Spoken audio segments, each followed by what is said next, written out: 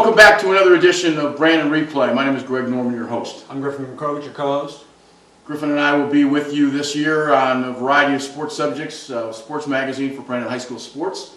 A lot going on over the last week. We're kind of in our sort of doldrums. We're getting back to school next week, which is a whole nother discussion. We had an awful lot of opportunity this week. We talked with Brad Zubie, his quarterback Micah Miller, Jason Rubble, the golf coach at Brandon High School, and Andrew Ackner, who is the tennis coach. I guess the easiest place to start is we had a chance to talk with Brad. The Blackhawks are coming off a huge 65-30 win over a pretty good Bay City Central team that was picked to be in the middle of the pack in the Saginaw Valley. Saginaw Valley has the Midland teams, has Lapeer, has some pretty darn good teams. I'm a little surprised they scored that many points. I'm not at all. I mean, this is the team we expect this. Last year, you saw their scores. Teams better than Bay City. They put up even higher numbers. This isn't surprising to me in the slightest. They're faster on film than I thought. I thought that was something that if you watched the game that we produced this past week, you noticed that they got some wide receivers. They got some kids that can get out and run a little bit. So that'll be interesting to see if they can get behind.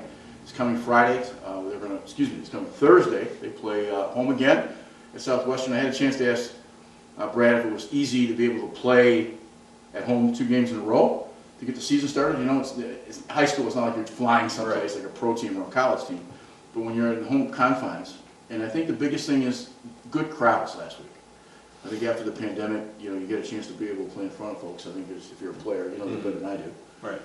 You're a basketball player for the Blackhawks in the wintertime, so you'd rather see the gym full? Yes, definitely. What was the biggest thing that you noticed about the Blackhawks? What surprised you? Just their intensity until the end. I mean, like you said, 65 to whatever it was, 35, they didn't let up the whole time. They just kept coming at them, kept running up the score, and I think personally, I think that's how they should do it. They got to put teams on the ground. Yeah, it'll be interesting. The point differential is going to be fun. We're going to talk a little bit later in the show about do some game picks, and we'll see where we go with that. Maybe put a lunch on it or something, and see if I can't steal lunch from my counterpart here. Like get a raise, maybe. Maybe we'll get a raise to take care of those things.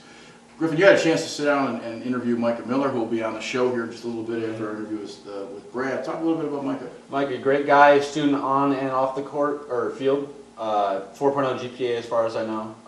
Definitely studies the game often, film, and just playbooks, running the strategy. With their no-huddle offense that Zubie runs, the Blackhawks, he doesn't have time to really talk with his team and his coach to have the plays, so he has to have them fresh in his mind, so he must know a lot. And it seems like on the field. 2 questions. Is he being recruited? And the follow-up question, is he a college quarterback? I think he is college caliber. That's all I'll say. 6'4". Okay, so that's a plus. Yep. Not real big, though. But I think that can be worked on. Did you play basketball with you? Yeah. Okay. You take a kid 6'4", if he's 185, 190, you can easily put 15 or 20 pounds on him. He's got a decent arm.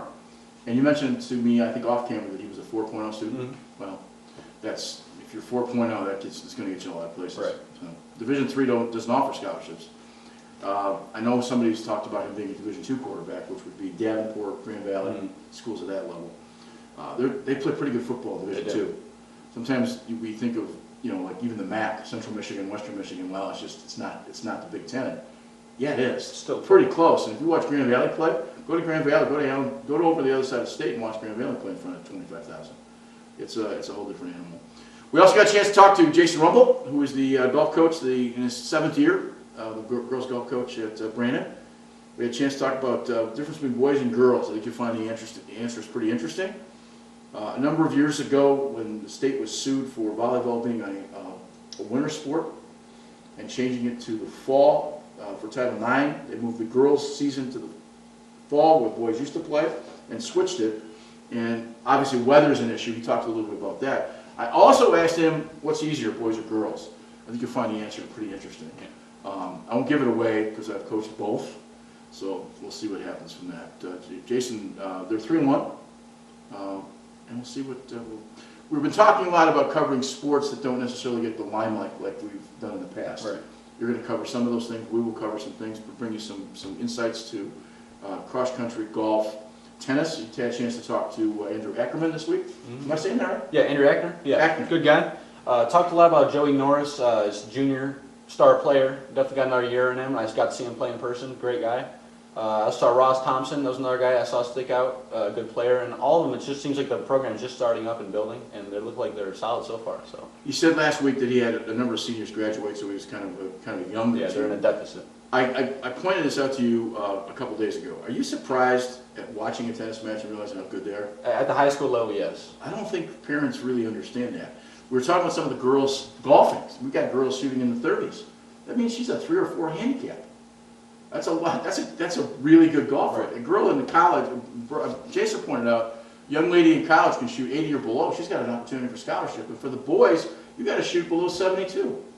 That's a scratch golfer. I don't think there's a lot of us that can do those kinds of things. So at that age, I don't know that they get the recognition, and maybe that's something that our magazine program here can bring. definitely. All right. Well, Brad's up next. Brad Zubie, the head coach. We'll talk a little bit about what comes up this week and a little bit about last week, and we'll be back in a second. We're back talking with Brandon High School football coach Brad Zubie. Brad, you're 1-0. You beat I think a pretty decent Bay City Central team. You put up a lot of points. So let's just talk a little bit about, you happy with the opening week?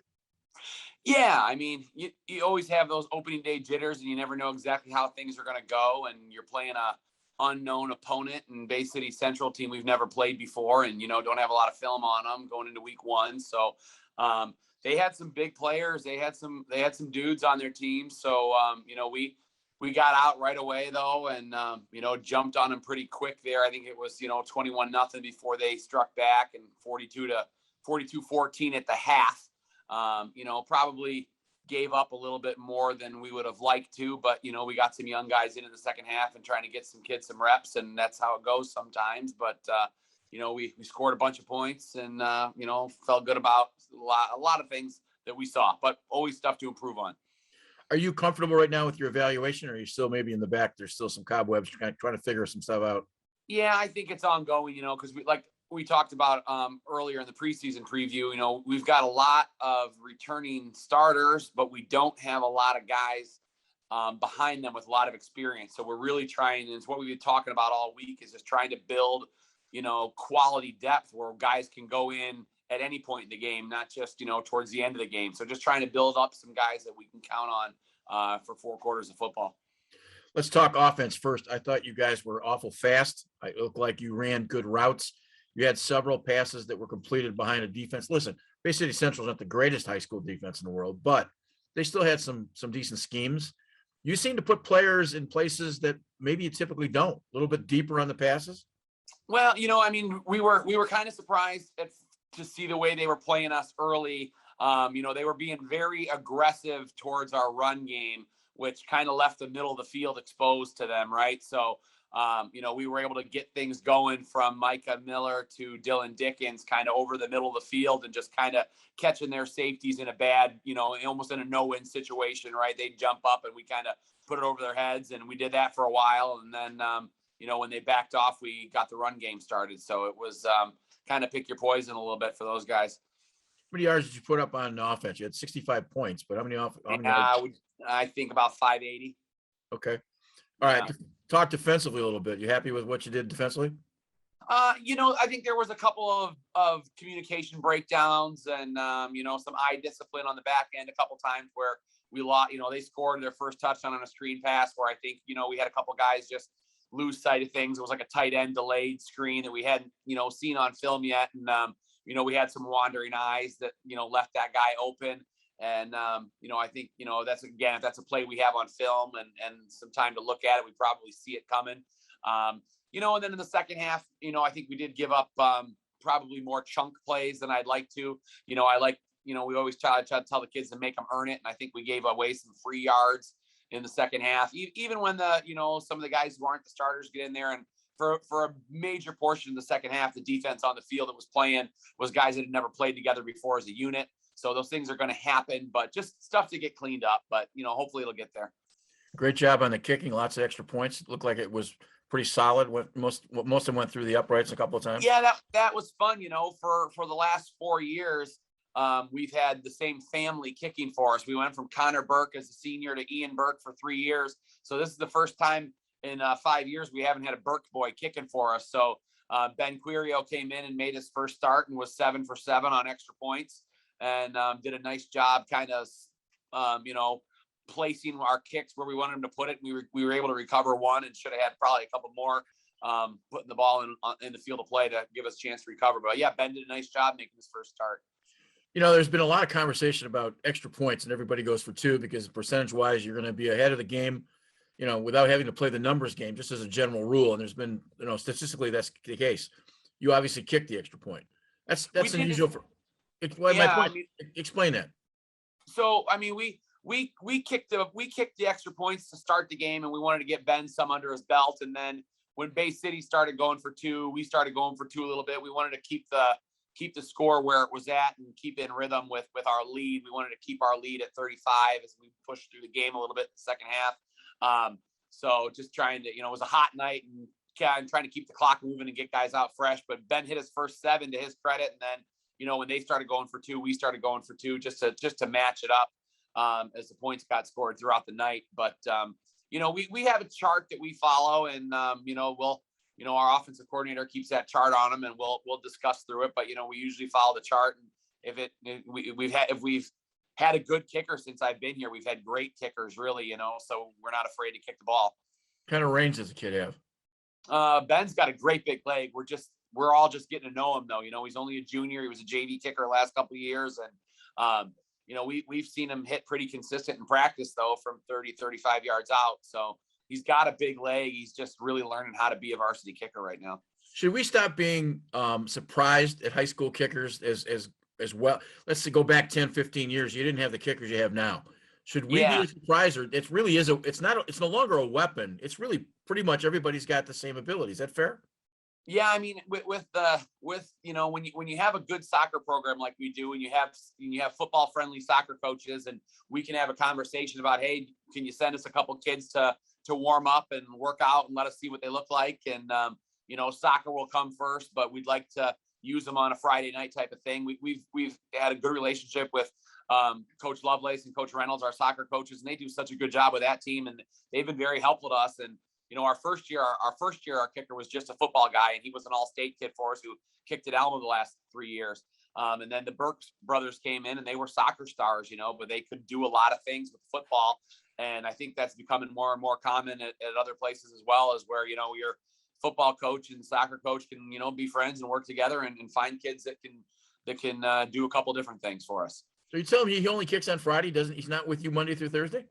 He has a practice time carved out, but he's not there for 3 hours.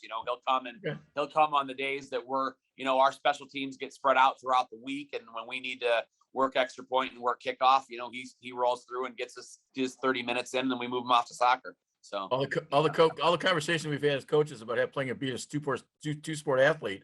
He's a two-sport athlete in the same season. Well, the Burke kid we had last year, also ran cross country. He was doing 3 sports in the fall, which was wild. So yeah. I can't imagine trying to figure out his schedule. That'd be nuts. Yeah. Show up and Just kick. Give us a quick glimpse. Bay City Central's in the Saginaw Valley. Yeah. Along with some pretty good teams, Lapeer, Midland. Where are they in terms of the Saginaw Valley? So I mean, they're on the other half of that Saginaw Valley. They don't play with Lapeer. They do play Davison a week from now as a crossover game, but I think they're in there with like Bay City Western and Mount Pleasant and some of the Midland schools up that way, and Lapeer and Grand Blanc and Davison are in the other half. It's a red-blue setup there. So I think in talking to them preseason, their coach, and then listening to some of the stuff they were talking about, they felt like they were a team that could compete for the championship on their half of the division this year. So, they were going into this year. They were a pretty senior heavy team and had a lot of returning starters. So they were feeling very good about their chances to, compete for the league title on their half of the division. So, and they're a Division II team. They're 2 full divisions bigger than we are. So, we'll take that win, and hopefully Bay City Central goes out and wins a bunch of football games, and we can get some bonus points through that too. I asked the question because if you're watching the game, you see the score, and all of a sudden you're in Fenton, you're in Linden, you're someplace else in the Metro League. If you recognize that Bay City Central is a pretty good team, maybe you start to, worry a little bit about what's going on in Brandon. Yeah, I don't know. I mean, all the guys in the Metro League, we all know each other so well right now. We've, most of us at least the guys that, there's a good group of us that have been around now in that league for a while, and I think we all know what each other is capable of and what we have coming back. And, we do homework on each other pretty well. And we, the other half of that Metro League, we don't see those guys until week 8. So there's a lot of football before we have to start worrying or thinking about the Fentons and Flushings and Lindens and, anybody else who might jump up and get into that league championship game. And we've got, big games still ahead of us in our division with, Lake Fenton and Corunna and Goodrich that are going to be biting at our heels. So, it's a long way before we think about that stuff. We were talking on Tuesday night. You open your second home game against Southwestern. Talk a little bit about the game Friday and kind of frame for us what it's like to have 2 at home before you got to go on the road. I got to think that's got to be a bit of a help. Yeah, it's nice. The last couple of years we were short on home games. This year we actually have 6 home games this year because Clio's field is not going to be ready in place, so they had to give us their home game, which is nice for us. But yeah, it's always nice to start at home. Sometimes those first 2, it's not that big of a deal on the road because the crowds are a little bit smaller because school's not in session yet. But we had a great crowd. I think people were excited to get back out to football and see us live and have a student section. So we had a pretty nice crowd out there on last Thursday, and we hope we get another nice crowd this Thursday. And Flint's another unknown opponent. They're a Division III school. Andre Weathers is the head coach over there. He was on that Michigan team in '97 that won the championship. He was a starting safety for those guys. So he does a nice job with those kids. I think they're a little bit, in talking to him, I think they're a little bit of a younger team. They did win last week 40-7 in their opener. But it sounds like he's playing with some younger guys, and that's a good win for them to build some confidence. And hopefully we get a good game on Thursday night. Southwestern Academy is a bit of a shadow of what Southwest High School used to be. Is that fair? Yeah, it's hard to really, I think, like you saw some other school districts consolidate. They've put all of their high schools together into this. And, is it Flint High School? Is it Flint High School at Southwestern Academy? But they are the lone public high school now in representing the city of Flint. And they're just under 1,000 enrollment, so they're a little bit bigger than we are enrollment wise. I think one thing they're fighting against, and what Coach told me on the phone a couple weeks ago, is that the Flint Public Schools canceled sports last year due to COVID, so they did not field a football team. So they're coming off having a year without football, without a year of development. So we'll see we'll see what effect that has on them. Is their home field Atwood? Yes, they played at Hamady last week, I think, because of the Vehicle City Classic was at Atwood, but I believe their home field is Atwood, which is hopefully where we'll be playing at, when we see them next year. If we're going to the game Friday, Thursday night, 7:00, what would we want to look at with Southwestern? Speed, size, all the above, none of the above? They are big up front for sure. They've got some guys up front. They have a kid in the slot. We didn't get a roster on him yet, but number 4 in the slot for them is a pretty explosive athlete. He's dangerous in space. When he gets the ball in his hands, he can do a lot with it. Number 24, they're starting tailback. He's a nice player too. They run a lot of zone, and he hits it pretty quick and pretty hard. So quarterback's got some mobility. So they should bring some excitement to the field. Okay. Well, listen, appreciate your time. Best of luck Thursday, and we'll have a chance after the holiday to talk about the opening of. I'm guessing week 3 is the opening of the Metro League, right? Yeah, we're Metro League from here on out, and it's going to be a tough one. It's Lake Fenton coming in, and they've been getting better and better every year, and I think they're ready to make a push. And we're going to get everybody's best game, that's for sure. And I think Lake Fenton's ready to make a run for this title, so should be fun. Good luck, Brad. Thanks for your time. Hey, thanks, Greg. We'll see you. Talking today with Micah Miller, reigning quarterback of the football team. You put up 65 points this past week on Bay City Central. Talk a little bit about the game and how you guys produced offensively. We really came out trying to run the ball, see how they were able to adjust the run. We always start with jet just to see, how teams look against jet. We work from there and go deeper into our playbook as we go deeper into the game. And so we just started progressing, and once we got the ball in the air, we started scoring some points, and then towards the end of the game, our run game really picked up. We were able to run the ball all night against them and, score a bunch of points like we love to do. Right, so as you mentioned, scored a bunch of points. You're a 3-year starter with more than 3,200 yards passing. What are your expectations for this season coming off the pandemic, both for you and the team? I expect a lot out of all of us. We're a veteran group on offense, especially our defense. We're young, but we'll be all right. Offensively, I expect, great things. I expect the team to, we should be back in the district championship playing for a district title, and we should definitely walk away with that win. What do you like about the offense you guys are currently running? The thing I like about it is we can do anything to adjust to what the defense is doing. Whatever the defense is doing, we always have something to counteract them and move the ball against whoever we play. So the Metro League, back to that. Where do you guys think you'll fit at the end of the standings? I believe we should be at the top. So Brandon hosts Southwestern Academy this week. What are your thoughts? I think that it's going to be a fun game. We should walk out there with a W for sure. Mental health disorders are serious and treatable conditions. Isolation, loneliness, and changes in behavior could be signs that someone you know is suffering from depression. Learn how to recognize when family or friends are in crisis and what you can do to help. Mental health does matter. Contact the Resource and Crisis Helpline with your concerns at 1-800-231-1127.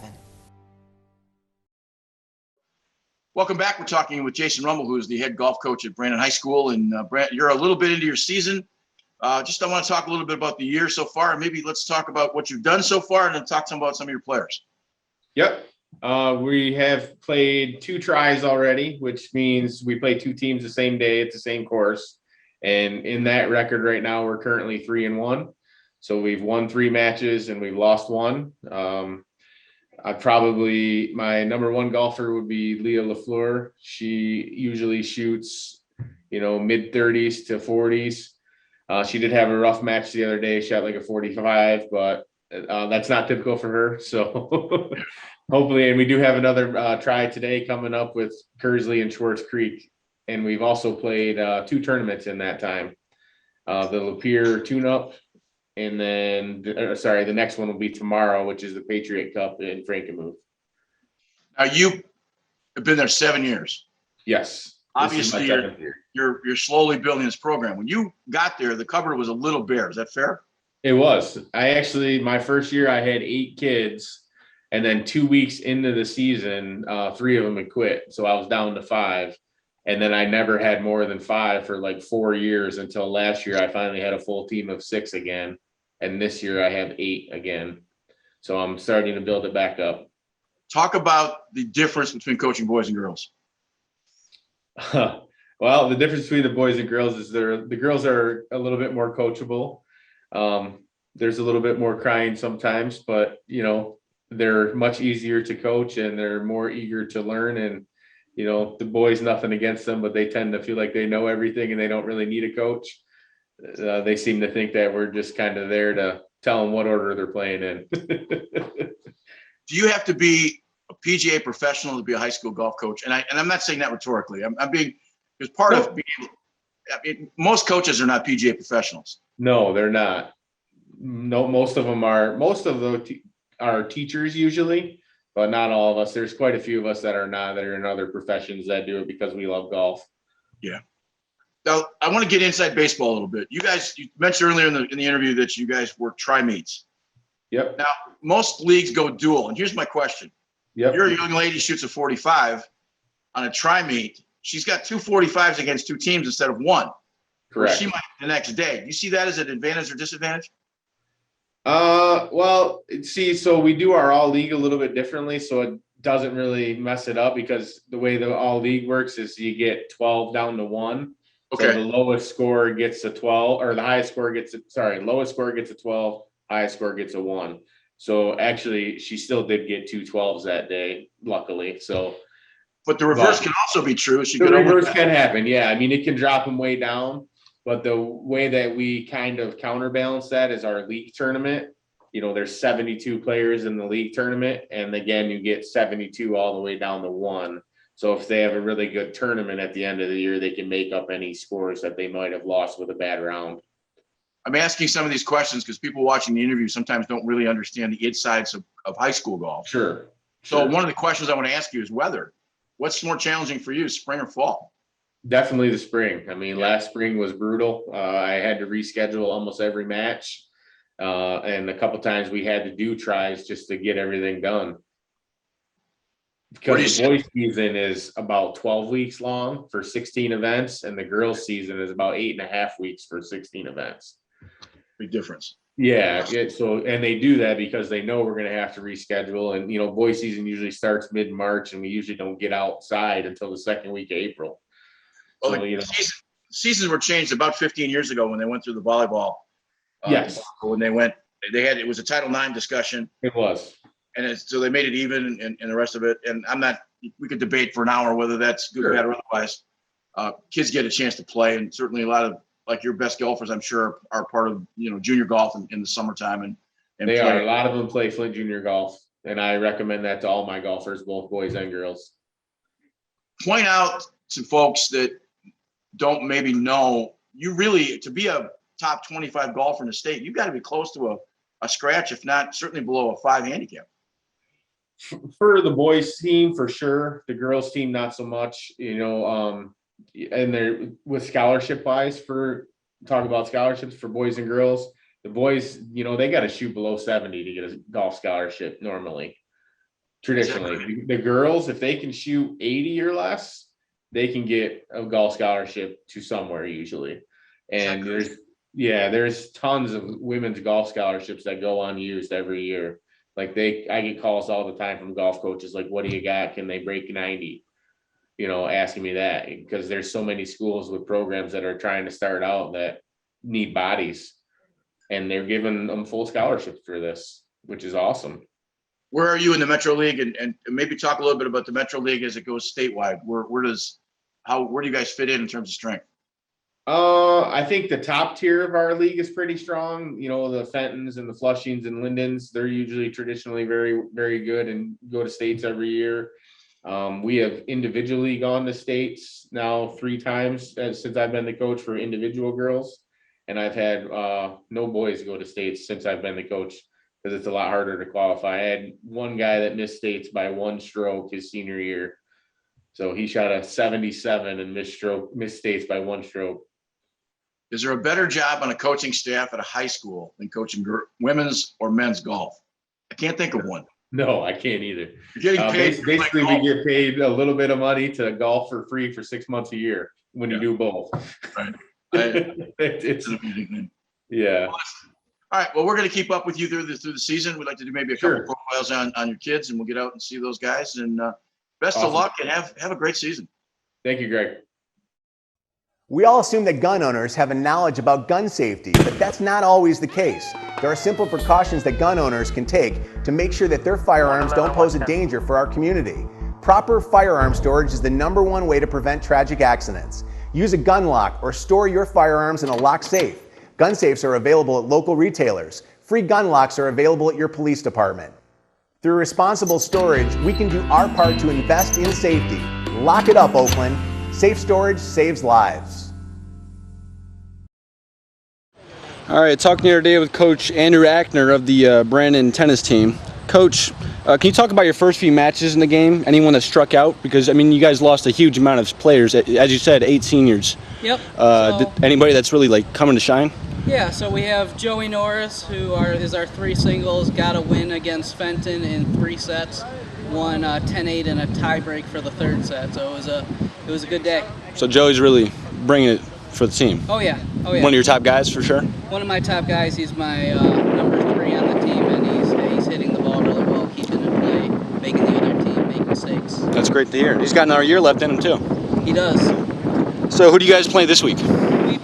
Today we play Clio, and Thursday we got Kearsley away. All right. Where does Brandon normally stand in the Metro League? Where do you guys think you might finish? We'll see how we do this year. I'm not sure how we've done in previous years, but I'm feeling pretty good about this season as our rebuild year progresses. Definitely. And what do you think it takes to make a good high school tennis player? Are there any particular skills, or can anyone play? I'd say anyone can play if they take the time to learn how to keep the ball in play and basically make your opponents make mistakes. Definitely. Well, Andrew Ackner, I appreciate your time. Take it Thank easy. you. Good Thank luck. you. That was Andrew Ackner, the tennis coach at Brandon High School, and I did a nice interview with him. We also would like to thank Jason Rumble, Micah Miller. I think that's something we're going to watch with Mike. I think he's going to be on before the year's out. I think they're going to do some damage this year. I really do. And we want to thank Brad. Brad's giving us the insight to football. Before we leave, we want to do a bet thing. So who's going to win Thursday between Southwestern and Brandon. I'll talk slow sometimes. Right. Who do you pick, and how many points? Brandon all the way, and 50-21. I think they're gonna blow them out. So you're giving me 29 points. Yep. I'll take that for lunch. I think it's going to be closer. I think that the best two athletes on the field, from what I've seen on film, are coming from Southwestern. But you got to win with 11 guys, not with 2. Right. I think you're going to be really surprised at those kind of players. If you spend any time in the PSL, the worst team will always have one giant stud kid that can just play. And I think that's what happens sometimes with some of the city schools. We'll see, but I think it'll be an interesting game. And I think Southwestern's going to be faster, but it also wouldn't surprise me to see the score be 65-0. Oh, I think in Brandon's favor? In Brandon's favor. I don't think any outcome will be surprising. Definitely. But it would also not be surprising if they lost by 7. Really? I'm just saying. I'm picking Brandon, and I'm taking 7. You're giving me 29. We're talking about the point spread here, so we're both taking the same team. But I know we'll do 1 point per week. End of the season, there's 9 weeks. Actually, there's only 8 weeks because we didn't do the first week. And I won't tell you that I beat you on the first week because we never really bet. So we'll get that next week. We'll see you next time. For Greg Norman and all the folks in the back, Griffin McCrovich. see you next week.